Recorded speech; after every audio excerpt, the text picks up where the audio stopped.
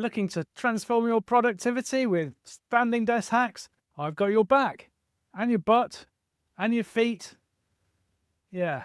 Did you know that standing desks are so much more useful than just being something that you can stand at to work? Standing desks can help you so much more than just standing at a desk. So here's a few little productivity super hacks to get you working better. So let's have a look at how you can boost your comfort, your energy, and your productivity too. Whether you're new to standing desks or you've been using them for a long time, there's plenty of stuff that you can do to improve your environment and make you feel better at the end of the day. My first and most important hack, this is the one that really matters, is finding the exact right height for your standing desk when you're standing. It's so much more important, I find, than even getting the correct height when you're sitting, for a number of reasons. Here, I've got this desk height set at 104 centimeters. It's just right for me in the shoes that I'm wearing right now. But if you're in a different environment, or you're working from home and sometimes you've got shoes on, sometimes you haven't, or you're in the office and sometimes you have those really uncomfortable thin-soled shoes, and other times you're going in your Doc Martens or your platform heels, just assuming that your desk is still at the right height is a big mistake. Let me show you how. Here, I've got the desk set right for me, 104 centimeters. My forearm is parallel to the floor there, which makes it the perfect height for me to use my keyboard and mouse. Now, I'm just going to lower the table about a centimetre or two there, and you'll notice that here the keyboard and mouse are below my hands. What's going to happen? I'm going to pull my hands down like this, and over time, we're going to end up pulling ourselves down to use our keyboard and our mouse, giving ourselves really bad posture. And if I set the table here, so it's just a little bit too high by a couple of centimetres, what you'll find then is that you're getting contact stress into the arms, contact pressure onto the arms here, and our forearms hate it. What you really don't want to be doing is putting pressure, particularly from those edges of the table there, or by leaning down onto them like this, into your poor soft forearm. They're not made to be leant on like that. All sorts of nerves running through them, and you're much more likely to get carpal tunnel syndrome, repetitive strain injuries, and all of those bad, evil problems that will cause you discomfort and eventually time off work if you don't have your desk set at the right height. And for those of you who think, yeah, I'm all right, I'm getting away with it at the moment, it's a slow builder. So those discomforts will build over time until suddenly you realize you've got them, and it takes a long time to get rid of them too. So getting your desk set just right is really important, and that's my number one tip. Number two, you're going to be standing for more of the day than you used to. I don't suggest that you stand 8 hours a day if you've got a standing desk. I think that's a really bad idea. I'd aim for something like 1 to maybe up to 3 hours a day at a standing desk top, working at a standing desk. The benefit is from moving between sitting and standing. So because you're going to be standing more, you want to be making sure your feet are all right. I use really nice, soft, comfy trainers. So there's a real nice, spongy support there. You can see how bouncy they are for my feet here. Or you could use an anti-fatigue mat on the floor there, particularly if you're standing for long periods of time. And it's nice to include things like, here I've got a nice footrest. If you've got a footrest, it means that you can take the weight off one leg and have a bit of a different position, and take the weight off the other and have a bit of a different position. And that's really nice for giving each of your feet a rest well. So look after your feet if you're going to use a standing desk.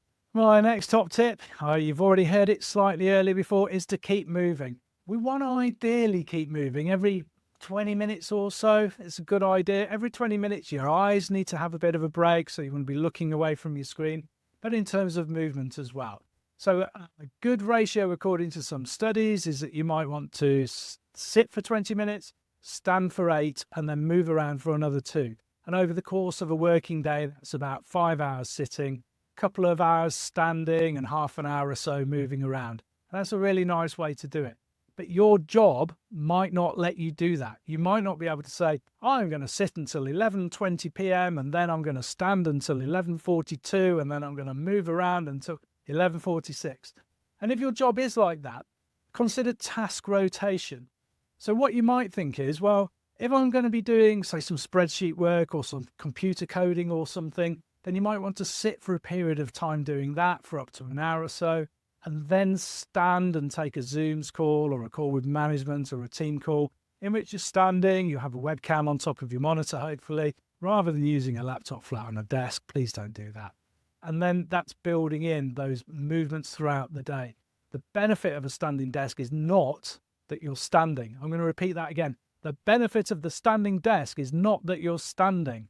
It's that you're moving between sitting and standing regularly throughout the day. So find a ratio that's good for you.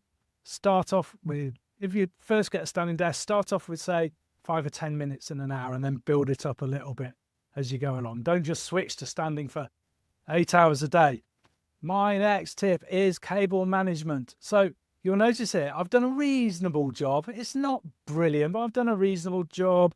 I've run some extension cables around here and they're tied together, and then they go back to my PC down there, which is a great big clunker of a PC. I built it myself a few years ago. Very proud of that, you might notice. But there's all sorts of cables all over the place. And where possible, I've used some cable ties like that to hold it together. You can get wraps around the table. You don't want trip hazards. You don't want cables hanging anywhere at all. It's really important. And having a clean and tidy workspace means that you feel a lot less burdened in your mind as well. If everything's really cluttered, I find, particularly for me, that I tend to get less work done. My next tip, and I'll try and show you, is proper lighting. I have a really nice desk lamp by Backer Elkeisen, which is the biodynamic desk lamp. It's like a sad lamp. When I'm working, I have it here.